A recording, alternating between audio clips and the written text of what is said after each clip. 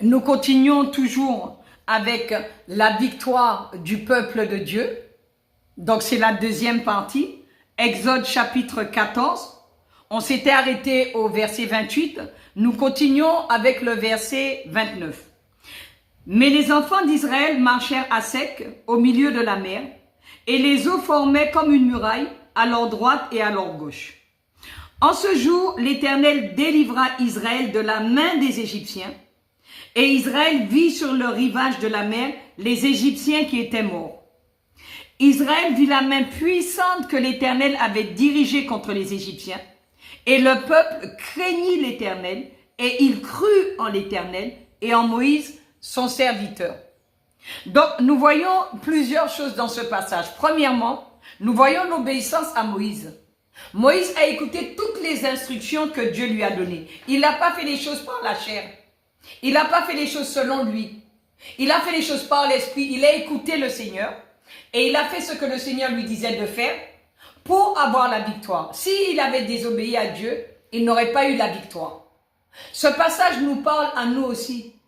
Quand nous désobéissons à Dieu, nous n'avons pas la victoire. Mais lorsque nous obéissons à Dieu, nous avons la victoire à condition d'écouter les instructions de l'Éternel et de mettre en pratique tout ce que le Seigneur nous demande de faire. Amen. Nous voyons que après cette victoire qu'ils ont obtenue, il y a eu plusieurs conséquences dans la vie du peuple d'Israël. La première conséquence, c'est que ils ont craint l'Éternel. Dans le verset 31, le peuple craignit l'Éternel. La deuxième conséquence que cette victoire a eue dans leur vie, c'est qu'ils ont cru en l'Éternel. Amen. Et ils ont cru en Moïse, son serviteur.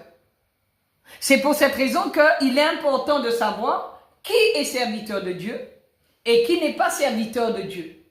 Parce que le serviteur de Dieu qui obéit à Dieu est là pour nous conduire dans la victoire.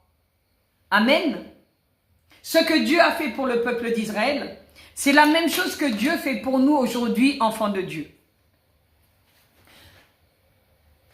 Nos adversaires, c'est qui, c'est quoi? Il y a plusieurs sortes d'adversaires. Amen.